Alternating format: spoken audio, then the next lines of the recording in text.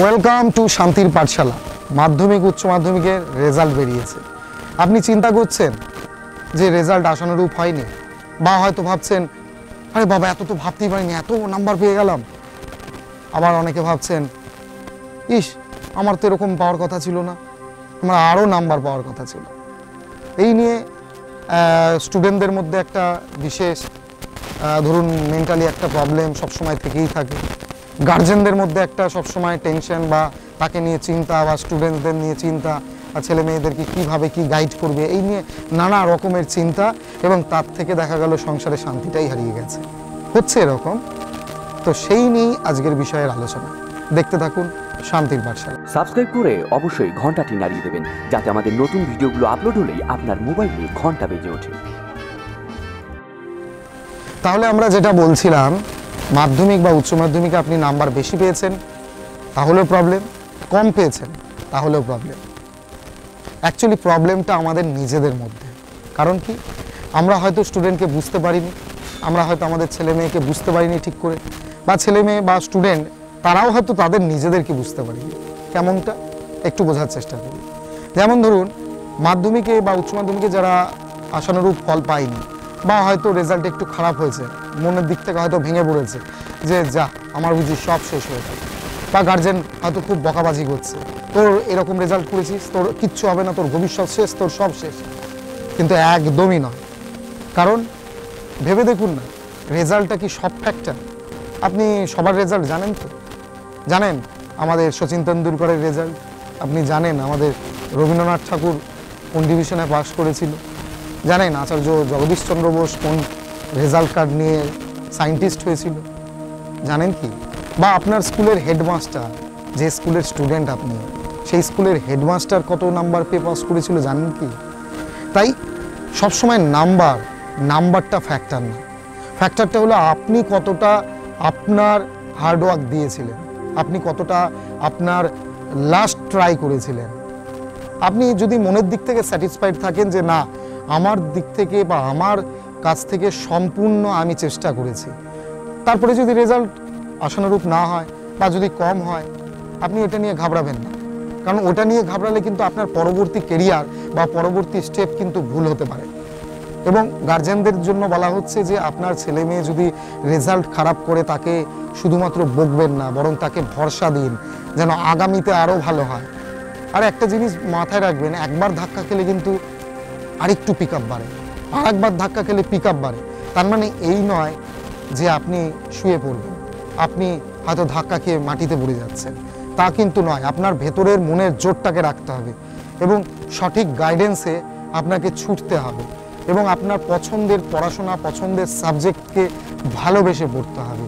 মানে পড়াশোনাটাকে যেন হেডেক না মনে হয়, বইয়ের বোঝাটা শুধু পিঠে দিয়ে দিলে হবে না, সেটাকে ক্যারি করার ক্ষমতাটা রাখতে হবে, এবং সেটা ক্যারি করার জন্য যে ইন্সপিরেশন, ডেডিকেশন, সেইটাকে আপনার স্টুডেন্টদের বলুন বা আপনার ছেলে মেয়েদেরকে বলুন, সেটাকে দেওয়ার চেষ্টা করুন, এবং স্টুডেন্টদের ক্ষেত্রে সেটাকে অ্যাবজর্ব করার চেষ্টা করুন, এবং সেটা মেন্টালি শক্তভাবে চলার চেষ্টা করুন।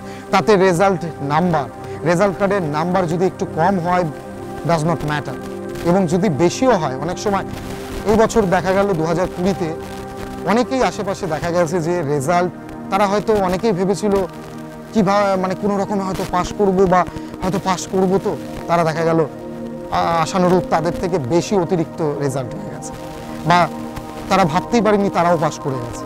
তো তাদের ক্ষেত্রেও কিন্তু খারাপ, কারণ সে কিন্তু তার লিমিটটা জানলো না, সে কিন্তু বুঝলো না যে আমি পরীক্ষা দিয়ে আমি এতটা পাওয়ার যোগ্য ছিলাম।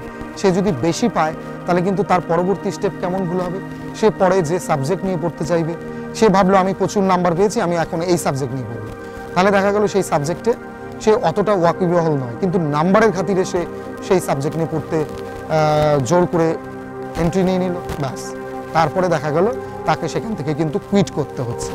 তাই এখন কিন্তু সময়টা খুব বুঝে শুনে চলার সময়। সাবজেক্ট চুজ করবেন সেটাও খুব বুঝে শুনে, এবং সবচেয়ে বড় ব্যাপার ওই যে বললাম নাম্বার কম পাওয়াটাও যেমন খারাপ, নাম্বার বেশি পাওয়াটাও খারাপ, তেমন কিন্তু নাম্বারটা আপনার বোঝাটা যদি না বুঝতে পারেন তাহলে আরও সবচেয়ে বেশি খারাপ। আপনি ধরুন প্রত্যেক রাত জেগে পড়েছেন, অনেক খাটনি করেছেন, অনেক পরিশ্রম করেছেন, অনেক ডেডিকেশন দিয়েছেন এবং অবশেষে আপনি নাম্বারটা একটু কম পেলেন।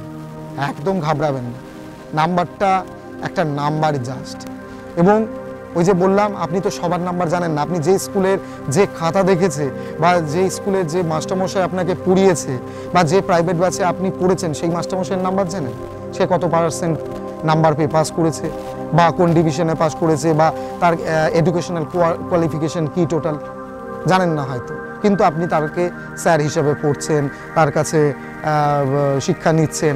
তার মানে কি, আপনার দেওয়ার ক্ষমতাটা জানতে হবে, আপনার ভেতরে অ্যাবজর্ব করার ক্ষমতা জানতে হবে এবং সেই অনুযায়ী যদি আপনি মনে করেন যে আপনি অনেকটা আপনার মতো করে দিয়েছেন বা আপনার চেষ্টাটা একদম লিমিটে করেছেন, তাহলে ওই যে বললাম, নাম্বার নিয়ে একদম ভাববেন না।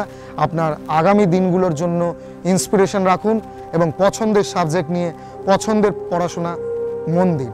এবং হ্যাঁ, পছন্দের কেন বললাম, যে পড়াশোনা করলে আপনার হেডেক মনে হবে না, আনন্দে পড়াশোনাটা করতে পারবেন, তাহলে সেই পড়াশোনাটা করুন।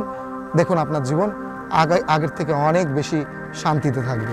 এবং গার্জেনদের জন্য বিশেষ কথা যে আপনার ছেলে মেয়েকে বুঝুন তার ভেতরে কি ট্যালেন্ট আছে বা কোনটা নিয়ে সে পড়লে ভালো হবে বা সেটা তার কোনটা পড়ার অদম্য ইচ্ছে সেটাকে জানুন, তারপর সেই সাবজেক্টে পড়তে দিন।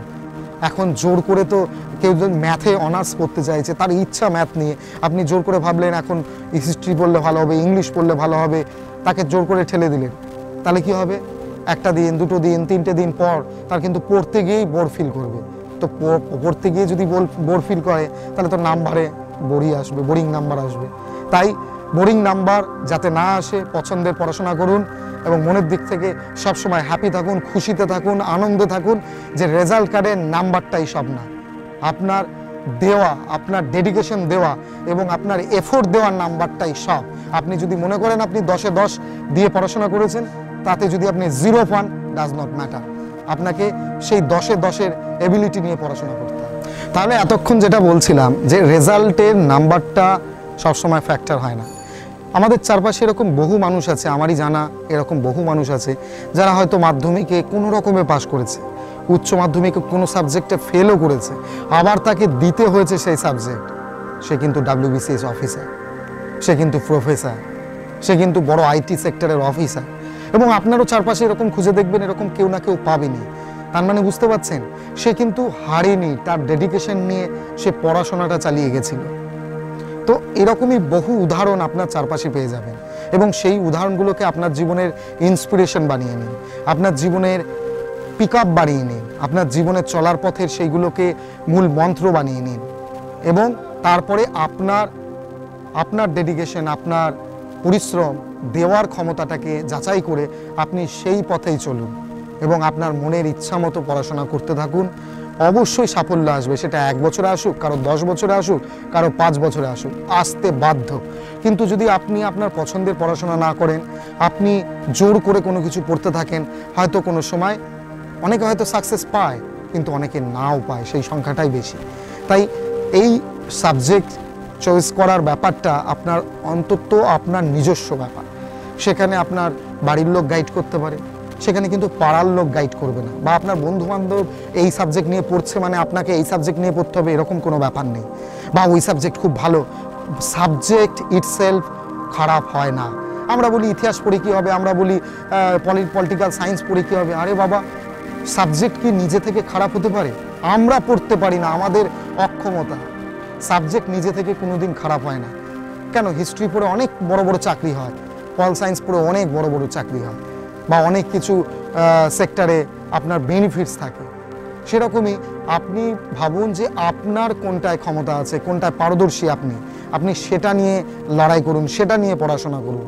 তাহলে দেখবেন আপনি আপনার লেভেলে পৌঁছাতে পারবেন। আপনার যে ইচ্ছা, আপনার যে ড্রিম যে আমি এই পড়ে এই হব, তাহলে সেখানে পৌঁছাতে পারবেন। না হলে কি হবে কি বলুন তো, একটা সময় পর আপনি কিন্তু ভেঙে যাবেন, মুচড়ে যাবেন এবং এক সময় পর মাটিতে মুখ থুবড়ে পড়বেন। তাই সেই দিনটা যাতে না দেখতে হয় এবং আপনার বাড়ির লোকের কাছ থেকে বিভিন্ন রকমের ডিপ্রেশন পাবেন, বা বিভিন্ন রকম আপনি মানসিক ডিপ্রেশনে ভুগতে থাকবেন যে আমি তো এত পড়াশোনা করলাম, এত কিছু করলাম, কেন আমার হলো না। আপনি ডেডিকেশন নিয়ে শুধু পড়তে থাকুন, আজকে না হোক, কালকে না হোক, পরশু, একদিন না একদিন আপনার কাছে অফার আসবে। যেমন ধরুন এক সময় এই যে বেসিক যেটা প্রাইমারি স্কুলের চাকরির ক্ষেত্রে কি হয়েছিল, বেসিক করলে কি হবে অনেকে গুরুত্ব দেয়নি, কিন্তু 2006 2007 এরকম একটা সময়ে যারা বেসিক করেছিল আগে, দেখা গেছে যারা করেছে সবাইকে ধরে সবাইকে ডাক দিয়ে নিয়ে নিল। এবার ভাবুন তো, যারা করেছিল তারাই বেনিফিটস পেল, কিন্তু যারা করেনি সেই সময়ও ভেবেছিল বেসিক করে কি হবে। এই যে ভেবে দেখুন, তাই ভাবনাটাকে পাল্টান, নিজের মনের পছন্দের পড়াশোনা করুন এবং বুদ্ধি করে চলুন, এবং আপনার ভবিষ্যৎ আপনি তৈরি করবেন, কেউ তৈরি করে দেবে না। না টিচার তৈরি করে দেবে, না আপনার বাড়ির লোক তৈরি করে দেবে, না ইউনিভার্সিটি তৈরি করবে, না কোনো কলেজ তৈরি করবে। কোনো স্কুল নিজে থেকে খারাপ হয় কি? যে ভালো স্টুডেন্ট স্কুলে থাকবে, স্কুল ভালো হবে, স্টুডেন্ট ভালো নেই স্কুলে, ভালো হবে না। এরকমই তো দেখাই তো গেছে যে বহু গ্রামের অপরিচিত স্কুল যেগুলো নাম ডাক ছিল না, সেখান থেকে মাধ্যমিকে উচ্চ মাধ্যমিকে দেখা গেলো ফার্স্ট হচ্ছে, ফিফথ হচ্ছে, সেভেন্থ হচ্ছে তো। তার মানে স্টুডেন্ট ভালো থাকলে স্কুল ডিপেন্ডস করে না।